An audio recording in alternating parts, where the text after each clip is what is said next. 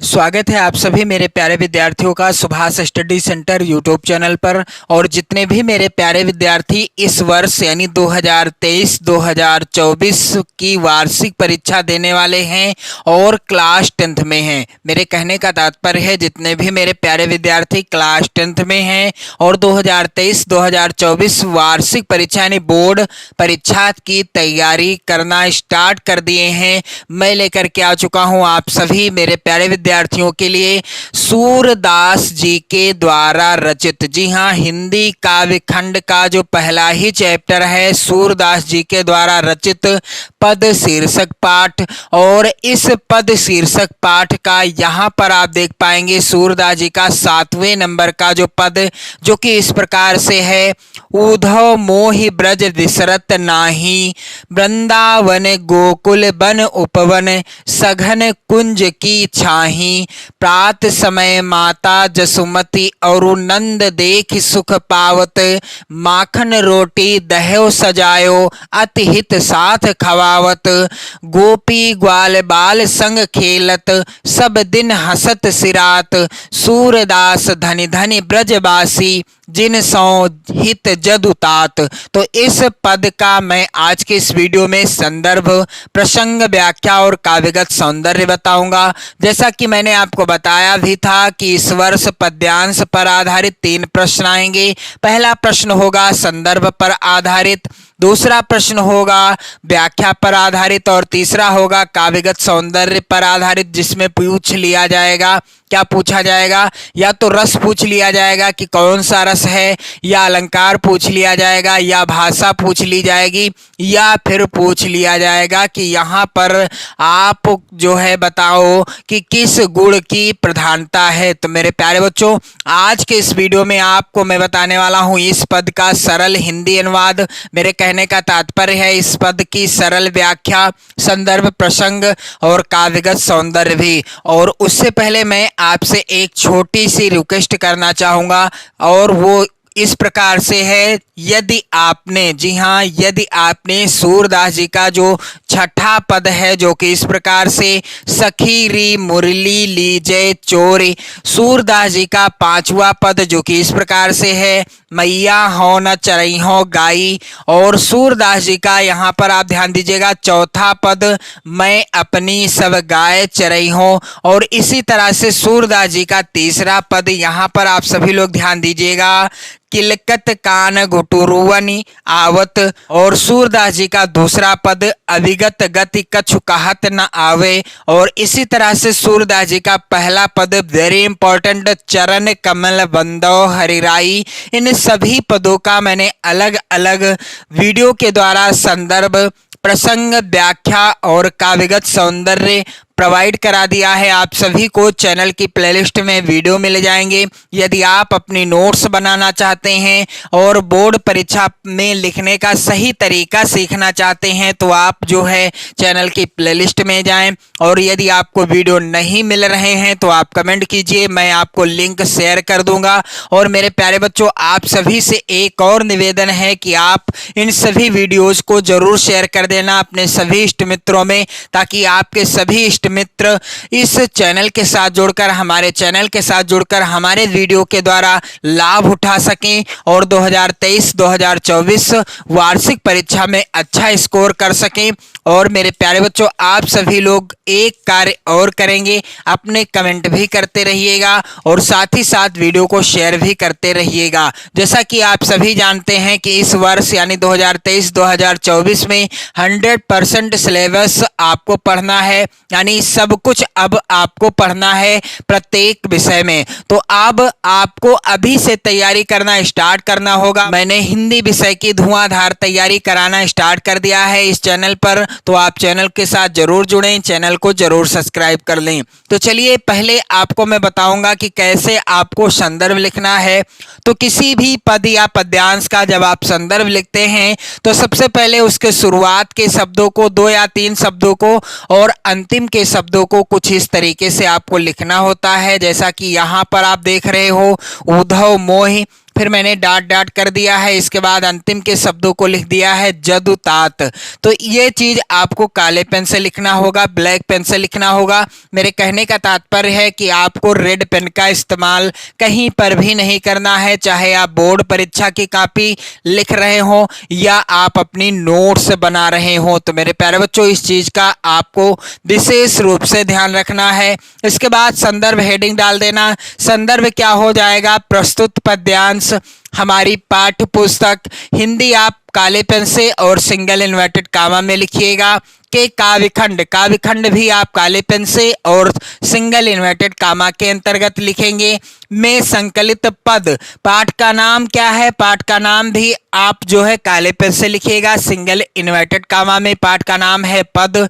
और शीर्षक से उद्धृत है, जिसके रचयिता कौन है? सूरदास जी हैं। तो रचयिता का नाम भी आप काले पेन से सिंगल इन्वर्टेड कामा के अंतर्गत लिखिएगा। तो प्रस्तुत पद्यांश हमारे पाठ्य पुस्तक हिंदी के काव्य खंड में संकलित पद शीर्षक पाठ से अवतरित है या उद्धृत है, जिसके रचयिता कौन है? सूरदास जी हैं। अब बारी आती है प्रसंग की। तो प्रसंग आपको कैसे लिखना है, यहाँ पर आप ध्यान दीजिएगा। प्रसंग क्या होगा इस पद का?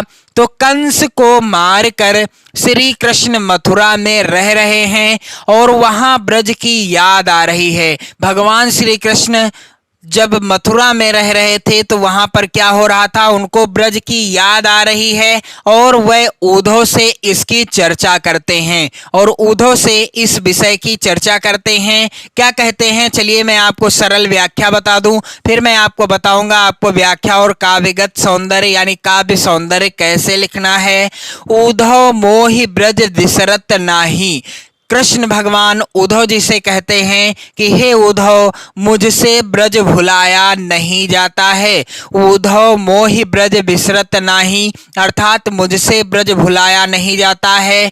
वृंदावन गोकुल वन उपवन सघन कुंज की छाही। भगवान श्री कृष्ण कहते हैं उद्धव जी से कि वह वृंदावन, वह गायों के समूह, वह वन और उपवन और वह घने घने कुंजों की छाया मुझे हर समय याद आती है। वृंदावन गोकुल वन उपवन, वृंदावन यानी वह वृंदावन और वहां के वन और उपवन और वह गायों के समूह तथा और वहां पर जो घने घने कुंजों की छाया थी। सघन कुंज की छाही यानी वहां जो घने घने कुंजों की छाया थी वह मुझे हर वक्त याद आती रहती है।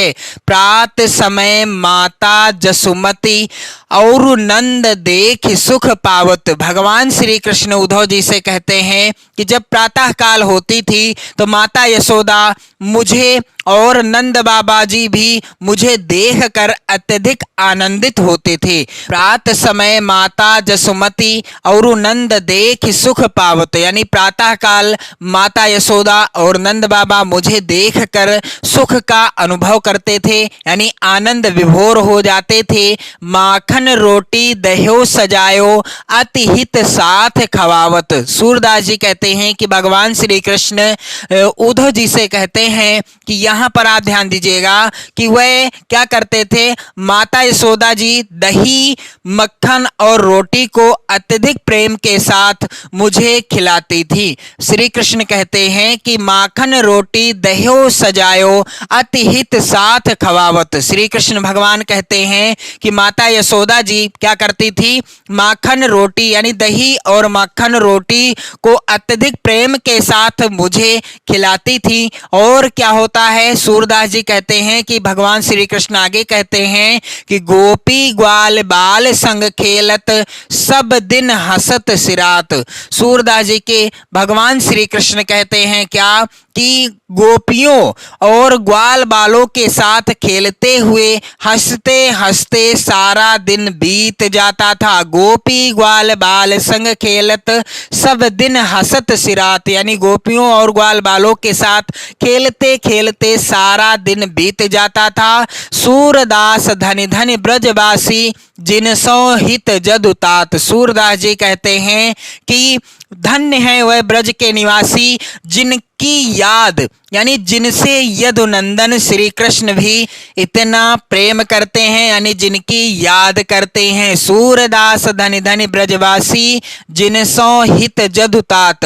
सूरदास जी के द्वारा यह जो पद है वेरी इंपॉर्टेंट है। उम्मीद करता हूं आपको व्याख्या अच्छे से समझ में आ गई होगी। चलिए मैं आपको बता दूं कि आप जो है अपनी नोट्स पर कैसे लिखोगे व्याख्या।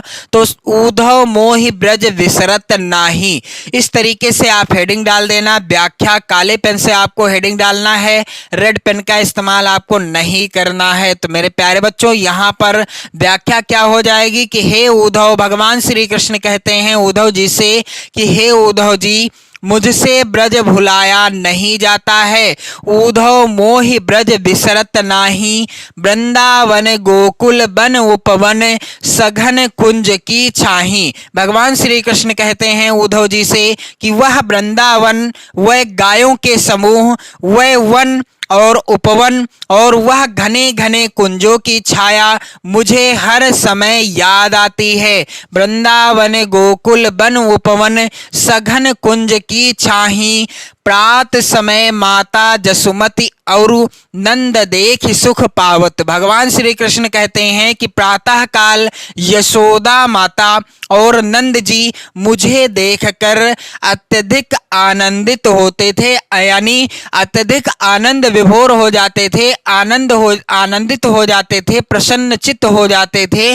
आगे कहते हैं भगवान श्री कृष्ण कि माखन रोटी दह्यो सजायो अति हित साथ खवावत। कहते हैं कि माखन रोटी दह्यो सजायो अति हित साथ खवावत, अर्थात क्या हो जाएगी इसकी व्याख्या, माता यशोदा दही, मक्खन और रोटी को अत्यधिक प्रेम के साथ मुझे खिलाती थी। भगवान श्री कृष्ण कहते हैं कि माता यशोदा जी दही, मक्खन और रोटी को अत्यधिक प्रेम के साथ मुझे खिलाती थी। आगे सूरदास जी कहते हैं कि गोपी ग्वाल बाल संग खेलत सब दिन हसत सिरात। भगवान श्री कृष्ण कहते हैं कि गोपियों और ग्वाल बालों के साथ खेलते हुए हंसते हंसते सारा दिन बीत जाता था। गोपी ग्वाल बाल संग खेलत सब दिन हसत सिरात, सूरदास धनि धनि ब्रजवासी जिनसो हित जदुतात। सूरदास जी कहते हैं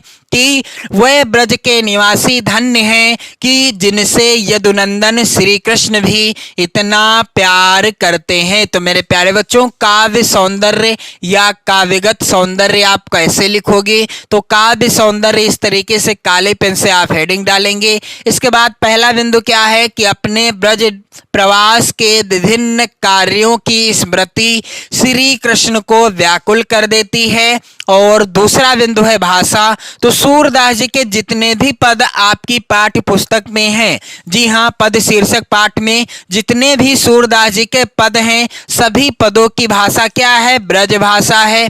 रस यहाँ पर कौन सा है? वियोग श्रृंगार रस है। अगला बिंदु है शैली। तो यहाँ पर भावात्मक शैली की अभिव्यंजना हुई है, यानी भावात्मक शैली है। अलंकार यहाँ पर अनुप्रास अलंकार है और गुण यहाँ पर कौन सा है? माधुर्य गुण है। तो इस तरीके से काव्यगत सौंदर्य हो जाएगा। तो मेरे प्यारे बच्चों, आज के इस वीडियो में मैंने आपको बताया सूरदास जी का जो 7वें नंबर का पद है, उद्धव मोहि ब्रज विसरत नाही, वृंदावन गोकुल बन उपवन सघन कुंज की छाही, इसका संदर्भ, प्रसंग, व्याख्या और काव्य सौंदर्य बताया है। और मैं आपसे उम्मीद करता हूं कि आप इस वीडियो को ज्यादा से ज्यादा शेयर कर दोगे। और इसके बाद मैं अगले वीडियो में लेकर के आऊंगा, यदि आप कमेंट करेंगे। यहां पर सूरदास जी का 8वें नंबर का पद, उद्धव मन न भये 10-20, एक हुतों सो गयो श्याम संग को अवराधे ईस।